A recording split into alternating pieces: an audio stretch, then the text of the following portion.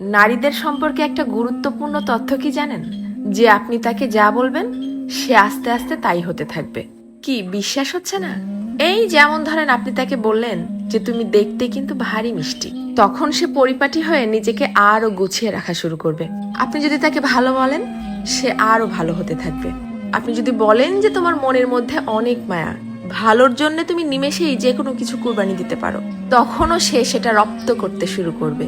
কিন্তু যখনই আপনি তার খুঁত ধরা শুরু করবেন, তার ছোট ছোট ভুলগুলোকে বড় বানিয়ে তাকে সবার সামনে অপমান করে ছোট করবেন, সে এটা পারে না, সে ওটা করে না, সে একজন বেয়াদব, সে একজন অসভ্য, মুখে মুখে তর্ক করে, সে একজন মারাত্মক রাগী তেজি জিদ্দি মহিলা, এ ধরনের কথাগুলো যখন তাকে কষ্ট দিয়ে বলবেন, সে কিন্তু আস্তে আস্তে তাই হতে থাকবে। কারণ তখন সে ইতোমধ্যেই জেনে গেছে যে আমার আর ভালো কিছু প্রকাশ করার মতো কিছু নেই।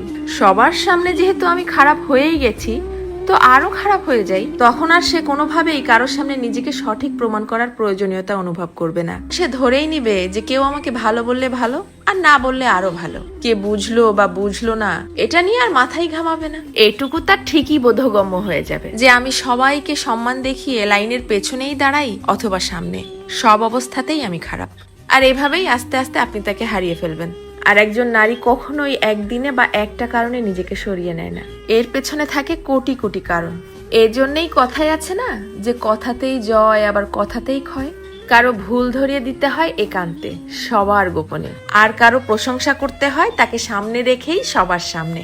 কারো প্রশংসা করাও কিন্তু একটা মহৎ গুণ, যা মানুষের স্বভাব এবং আচরণকে নিমিষেই পরিবর্তন করতে পারে। মানুষ কথা তো বলতে শিখে যায় 2 বছরে, কিন্তু কোন কথা কোথায় কিভাবে বলতে হবে সেটা হয়তো শেখা হয় না 50 বছরেও।